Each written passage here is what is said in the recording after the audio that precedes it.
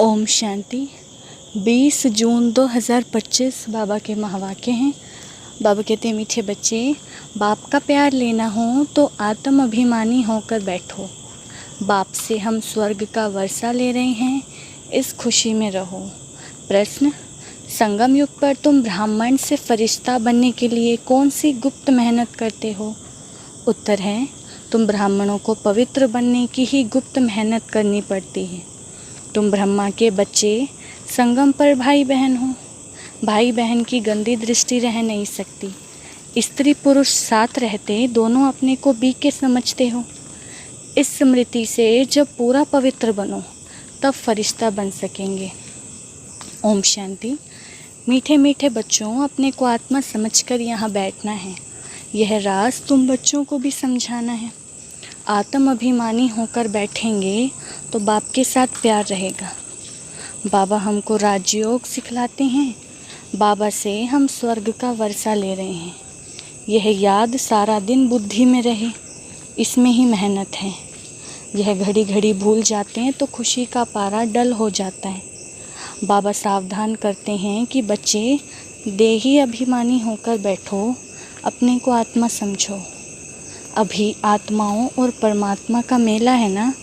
मेला लगा था, कब लगा था? जरूर कलयुग अंत और सतयुग के आदि के संगम पर ही लगा होगा। आज बच्चों को टॉपिक पर समझाते हैं। तुमको टॉपिक तो ज़रूर लेनी है। ऊंचते ऊंच है भगवान, फिर नीचे आओ तो ब्रह्मा विष्णु शंकर, बाप और देवताएं। मनुष्यों को यह पता नहीं है शिव और ब्रह्मा विष्णु शंकर का संबंध क्या है। किसी को भी उन्होंने जीवन कहानी का पता नहीं है। त्रिमूर्ति का चित्र नामी ग्रामी है। यह तीनों हैं देवताएं। सिर्फ 3 धर्म का थोड़े ही होता है, धर्म तो बड़ा होता है, डीटी धर्म। यह है सूक्ष्म वतनवासी। ऊपर में है शिव बाबा, मुख्य है ब्रह्मा और विष्णु। अभी बाप समझाते हैं, तुमको टॉपिक देनी है ब्रह्मा सो विष्णु, विष्णु सो ब्रह्मा कैसे बनते हैं।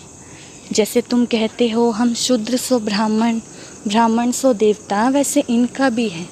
पहले पहले ब्रह्मा सो विष्णु, विष्णु सो ब्रह्मा। वह तो कह देते आत्मा सो परमात्मा, परमात्मा सो आत्मा। यह तो रॉन्ग है, हो भी नहीं सकता। तो इस टॉपिक पर अच्छी रीति समझाना है। कोई कहते हैं परमात्मा श्री कृष्ण के तन में आए हैं। अगर श्री कृष्ण के तन में आए हैं तो फिर ब्रह्मा का पार्ट खत्म हो जाता है। श्री कृष्ण तो है सतयुग का पहला प्रिंस, वहाँ पतित हो कैसे सकते? जिनको आकर पावन बनाए, बिल्कुल ही गलत है। यह बातें भी महारथी सर्विसेबल बच्चे ही समझते हैं, बाकी तो किसकी बुद्धि में बैठता ही नहीं। यह टॉपिक तो बहुत फर्स्ट क्लास है। ब्रह्मा सो विष्णु, विष्णु सो ब्रह्मा कैसे बनते हैं, उनकी जीवन कहानी बतलाते हैं। क्योंकि इनका कनेक्शन है, शुरू ही ऐसे करना है। ब्रह्मा सो विष्णु 1 सेकंड में, विष्णु सो ब्रह्मा बनने में 84 जन्म लगते हैं। यह बड़ी समझने की बातें हैं। अभी तुम हो ब्राह्मण कुल के, प्रजापिता ब्रह्मा का ब्राह्मण कुल कहाँ गया? प्रजापिता ब्रह्मा की तो नई दुनिया चाहिए ना। अब नई दुनिया सतयुग है, वहाँ तो प्रजापिता है नहीं। कलयुग में भी प्रजापिता नहीं हो सकता, वह संगम युग पर है। तुम अभी संगम पर हो, शूद्र से तुम ब्राह्मण बने हो। बाप ने ब्रह्मा को अडॉप्ट किया है। शिव बाबा ने इनको कैसे रचा, यह कोई नहीं जानते। त्रिमूर्ति में रचता शिव का चित्र ही नहीं है, तो मालूम कैसे पड़े कि ऊंचते ऊंच भगवान है, बाकी सब हैं उनकी रचना। यह ब्राह्मण संप्रदाय तो है, जरूर प्रजापिता भी चाहिए। अब कलयुग में तो हो ना सके, सतयुग में भी नहीं।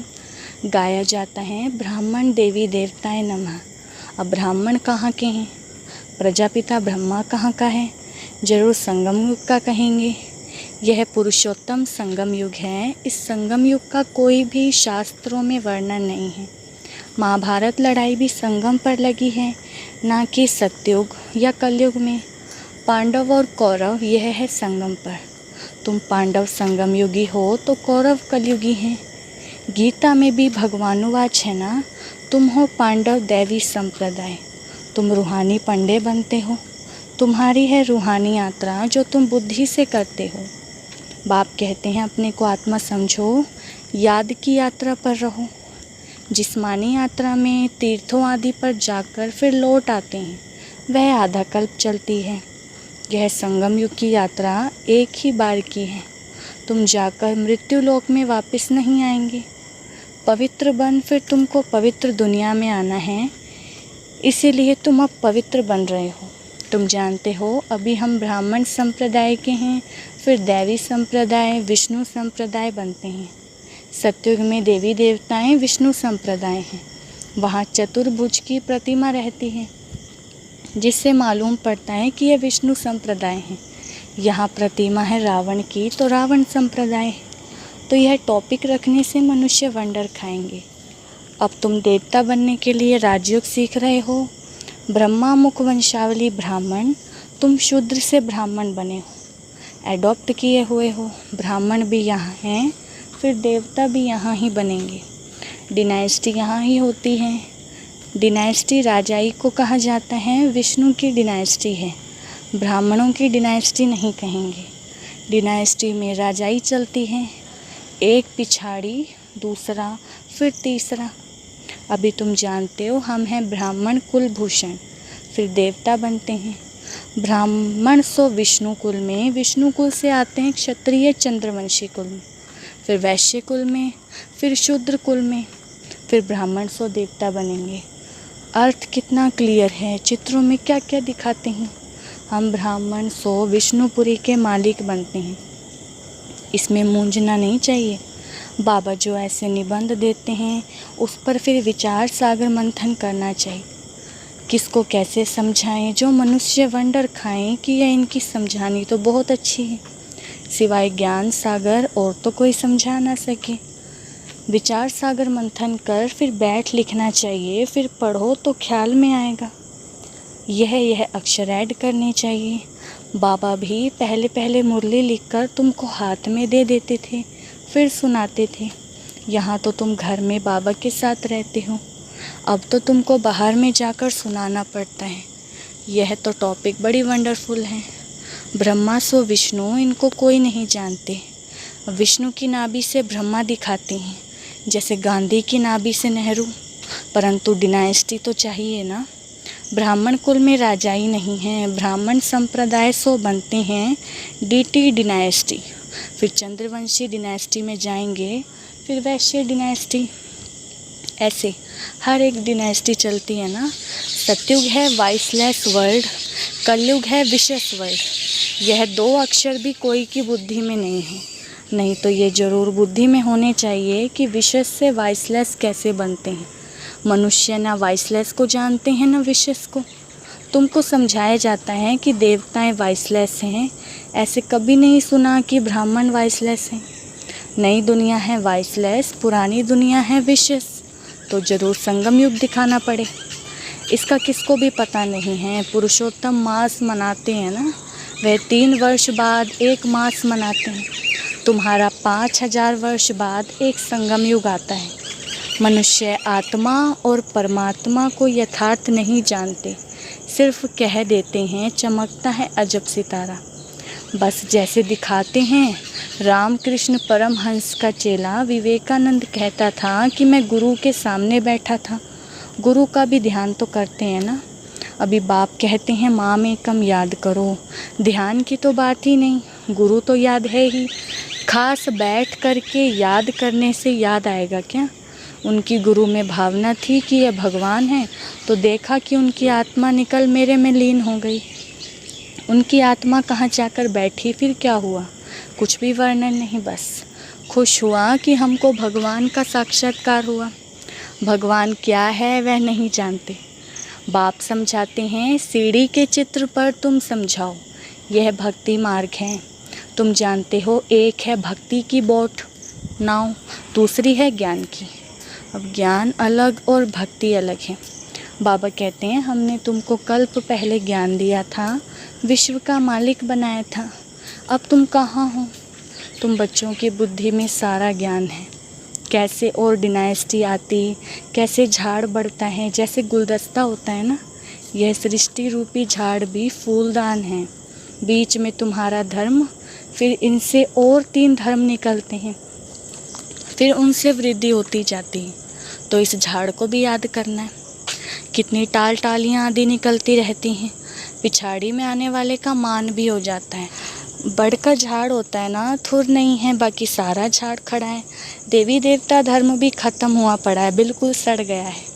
भारतवासी अपने धर्म को बिल्कुल नहीं जानते और सब अपने धर्म को जानते हैं। यह कहते हम धर्म को मानते ही नहीं, मुख्य है ही 4 धर्म, बाकी छोटे छोटे तो अनेक हैं।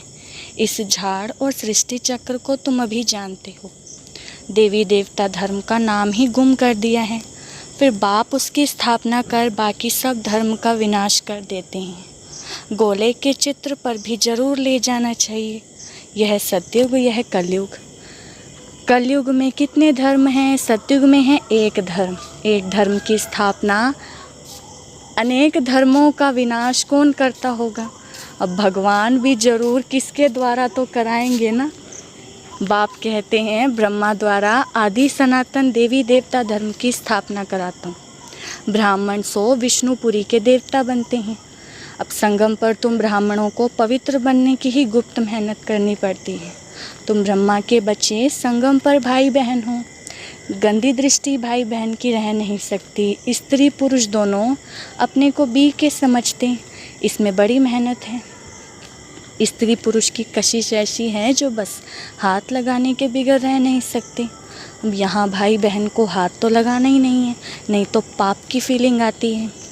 हम बी के हैं ये भूल जाते हैं तो फिर ख़त्म हो जाते हैं। इसमें बड़ी गुप्त मेहनत है। भल युगल हो रहते हैं, किसको क्या पता, वे खुद जानते हैं कि हम बी के हैं, फरिश्ते हैं, हाथ लगाना नहीं है। ऐसे करते करते सूक्ष्म वतनवासी फरिश्ते बन जाएंगे, नहीं तो फरिश्ता बन नहीं सकते। फरिश्ता बनना है तो पवित्र रहना पड़े। ऐसी जोड़ी निकले तो नंबर 1 जाए। कहते हैं दादा ने तो सब अनुभव किया, पिछाड़ी में करके संन्यास किया है। बहुत मेहनत तो उनको है जो जोड़ा बन जाते हैं, फिर उसमें ज्ञान और योग भी चाहिए। बहुतों को आप समान बनाए तब बड़ा राजा बने। सिर्फ एक बात तो नहीं है ना। बाप कहते हैं तुम शिव बाबा को याद करो। यह है प्रजापिता। बहुत ऐसे भी हैं जो कहते हैं हमारा काम तो शिव बाबा से है, हम ब्रह्मा को याद ही क्यों करें, उनको पत्र ही क्यों लिखें। ऐसे ही हैं, तुमको याद करना है शिव बाबा को, इसलिए बाबा फ़ोटो आदि भी नहीं देते हैं। इनमें शिव बाबा आता है। अब यह तो देहधारी है ना। अभी तो तुम बच्चों को बाप से वर्षा मिलता है, वह अपने को ईश्वर कहते हैं, फिर उनसे क्या मिलता है?